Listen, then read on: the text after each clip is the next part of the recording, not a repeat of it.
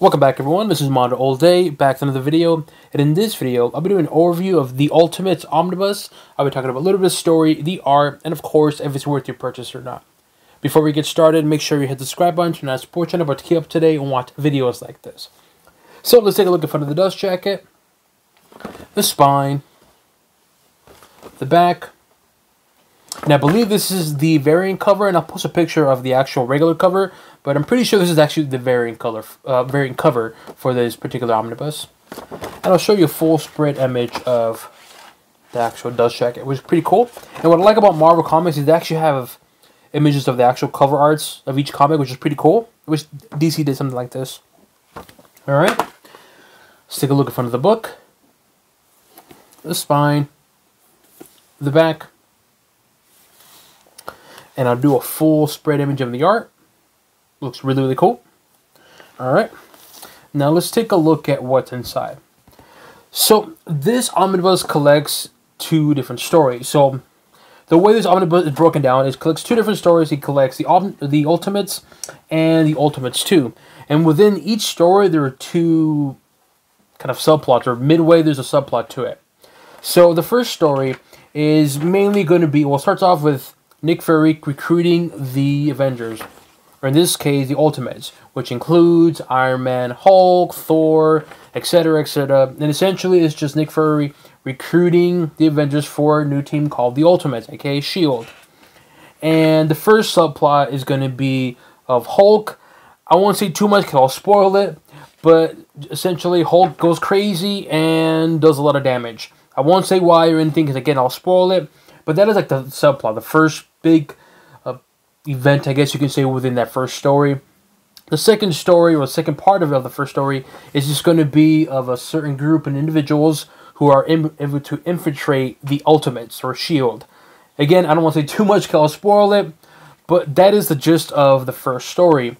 And I gotta say, the story itself, the first one, it's good. I enjoyed it for what it is. And I'll talk about the pacing and all that after, especially certain characters, like how I feel about it, because this book, it's interesting because this book, I love it, but also I hate it at the same time. I'm like in between.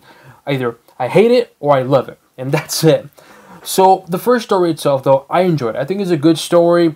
It does take a long time to build up because it's Nick Fury just recruiting all these characters, so there's a lot of character development, establishing the tone of each character, of obviously Captain America, Tony Stark, Bruce Banner, Thor, etc., etc. Ant-Man, Wasp, but it's just recruiting, and unfortunately, it does take some time. So keep in mind on that. So if you do plan on reading it, I would say the first story, it does take its time for it to build up to the actual first subplot, which is a Hulk. And then after, it's going to be that story, as I mentioned, regarding someone or individuals able to infiltrate Ultimates. So like I said, the first story itself, I enjoyed it. I liked it for what it is. The second story is called The Ultimates 2. And again, similar to the first one, there's a subplot in the middle, and then, of course, a big overarching story. And the second story starts off with what happens in the first story. I won't say too much, but it involves the consequences of Hulk's actions. It also talks about Hank Pym and Wasp, or Ant-Man and the Wasp. I don't want to say too much, but certain things happen within that first story, the end of the first story, that kind of lead on to the second one. And of course, the main big one is going to be about Thor. They're starting questioning him in terms of his motivations, per se. Again, I'm trying to be vague, so I don't want to give away anything. But more importantly, the big, greater story is going to be that someone in the group of the Ultimates, or S.H.I.E.L.D., is not who they say they are. They are, yeah, I'll leave it like that, because I don't want to spoil anything. So overall, the second story itself, I enjoyed it much, much, much more. I think the second story is a lot better paced. There is not much of, in terms of character developing, in terms of building the team. It's just more of, okay, we already established a team in the first story. Now let's get on to another big story and get the actual team working together. And like I said, I like the Ultimates 2. I think the Ultimate 2 is a lot better. I enjoyed it a lot more. But again, as I mentioned, this book has its problems where I like, or I love certain things, but I also hate certain things. So these two stories on alone, they're really, really good. I enjoyed it, and as I mentioned, Ultimates 2, I enjoyed it a lot more.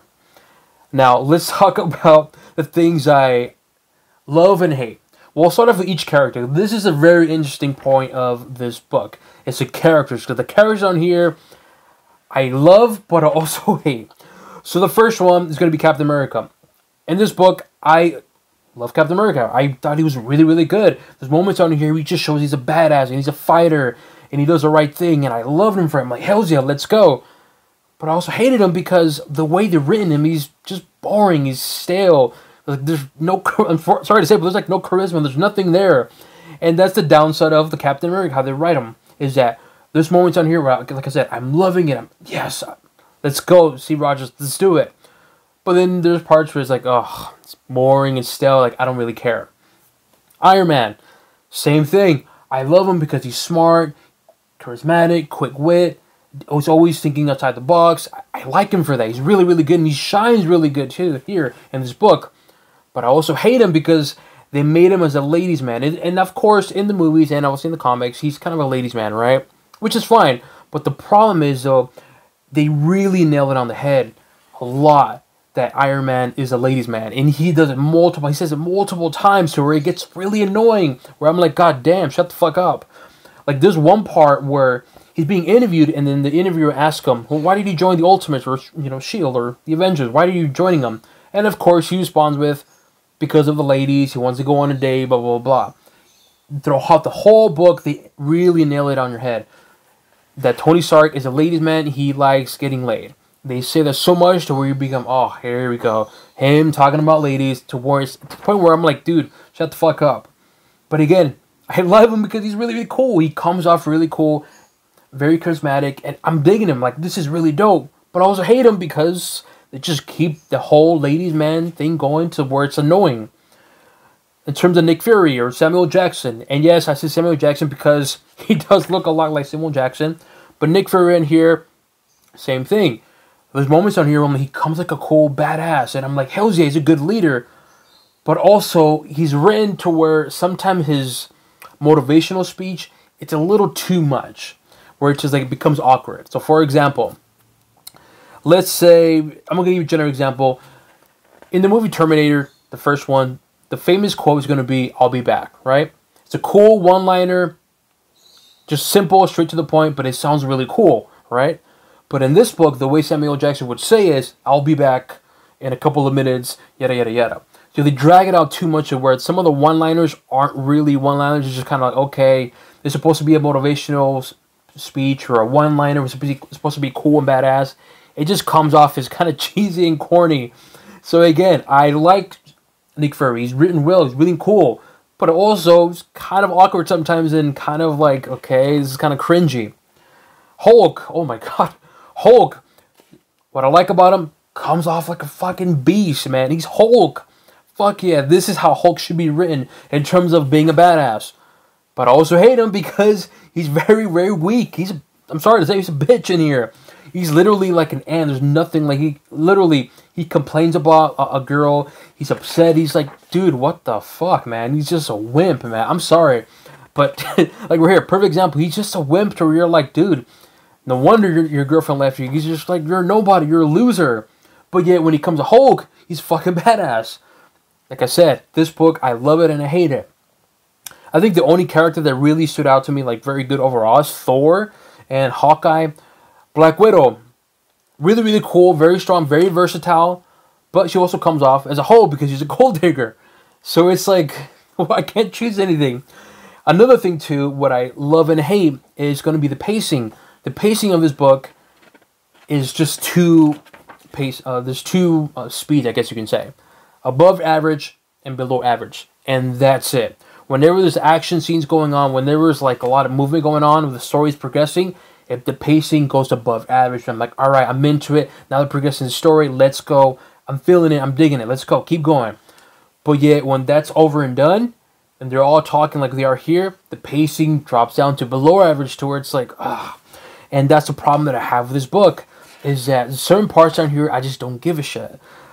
I understand the point of it, for instance, when Captain America or Steve Rogers talking to Bucky Barnes. I understand that they're building that character development, right? With Steve Rogers, Bucky Barnes, Samuel Jackson, or Nick Fury. I get it. I understand it.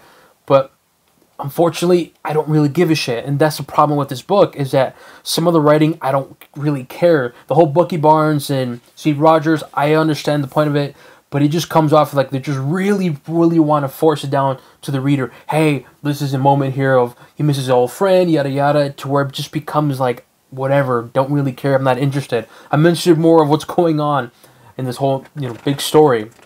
And that's the problem with this book, is that the pacing of it really does affect it. It affected me, where, like I said, some of it, quick, boom, let's go, I'm into it. But when the action scenes are done and over with, it just drags down to even some parts I'm just like, this is stupid, I'm really, really bored. Again, I love this book, but also hate it. The one thing I truly, really, really love, I absolutely love, is going to be the art. The art is fantastic. Just look at this. Look at this. Tell me this doesn't look dope. And having this paper quality of the omnibus with the glossy, the art just shines and it just looks so, so good, man. It just looks so good. Especially the last big fight scene in the second story. Just looks fantastic. I'm not going to say it, but that huge, large panel, if you've read this book, you know what I'm talking about, but that large panel at the very end just looks beautiful. And having all these colors on there and the gloss paper, it just looks beautiful, man. The art is just fantastic. I mean, I would recommend just getting this book just for the art. That's how good the art is. The art is really, really, really good, and I really dig it. So, like I said, this book, it's I laugh because I love it, but I also hate it. And as I mentioned, my hates on it. In terms of the paper quality, like I said, it's glossy. The pacing, like I said, it's above and below average. It's just literally those two. And I will say, though, this book has adult themes, man. There's like domestic violence on here. They really, really push the domestic violence on here, which I was completely surprised. I was like, wait a minute, what? How is this going? What? This is going there, and it goes that way, and I did not expect that at all. So if you are maybe an MCU fan or maybe more Marvel fan that likes more light tone stuff, I maybe not recommend reading it because you might be turned off by the whole theme. Because I'm telling you, there's even one part where Hulk mentions about raping a girl. I'm not fucking with you. It says it on here somewhere. I just gotta look for it, but I'm not gonna look for it. It'll take a long time. But yeah, again, it's crazy. And of course, domestic violence, which is completely caught me off guard because I was reading it and I'm used to watching like Marvel and MCU. So going from that to this is like, oh, okay, we're going there. All right, let's go. But overall, though, what I think about the Ultimate Omnibus, at the end of the day, I had a good time with it. I really had a good time with it. As I mentioned, the art is just fantastic. Having this gloss paper looks good. The pacing issue, it is an issue. For me, it is. Some of the characters I mentioned, I love them, but I hate them. Ant-Man and Wasp, I forgot to mention about them, but Ant-Man and Wasp, they're there. There's a relationship between Steve Rogers and Wasp. To be honest with you, it just really feels forced. I didn't really care. And unfortunately, with there no action scenes and having a relationship that's forced, I got really bored, especially with, like I said, Steve Rogers and the Wasp. Because there's parts where it's just them being them two, and it's supposed to be like cute moments. I'll be honest with you, I didn't really care. I was just like, okay, come on, get this over with. Let's just gotta get into the story, because I didn't really care. But for the most part, though, I gotta say, I had a really good time with this book, man. This is a really good, fun book. Just be careful, though. Not be careful, but be warned, though, the pacing of it, and be warned of the tone. So if you don't like whole domestic violence, which I get some people don't, maybe you want to skip this book. If you don't like the whole rape thing, maybe you want to skip this book. If you don't like the more darker adult themes within a comic book, especially for like Marvel, maybe you want to skip this book. But if you're open to all of that, if you just want to read a solid, straightforward comic book or omnibus by Marvel of the Avengers, I gotta say, man, Ultimates, I think it's a really good book, man. I would highly recommend it. I had a good time with it. Like I said, the art is fantastic, and when the action goes, it goes, man. It really does go. And having this art with it too just looks so good, man. I gotta show you some more, but I want to show you more, but I don't because I'll spoil it. But there's certain parts on here where in the movie Avengers, they got the influence from this book. There's a lot, and I mean a lot. But if you remember in the Avengers movie, there's a scene where they're, I believe, like in a, I don't want to say a park, but like in a forest, and it's Captain America, Iron Man, and Thor. They're kind of fighting each other, or mainly it's Iron Man and Thor. Well, in this book they show that, and they got this. The movie got the influence from this. So if you like the Avengers like I did, definitely get it because you're gonna have a good time. Just be warned though, the adult themes.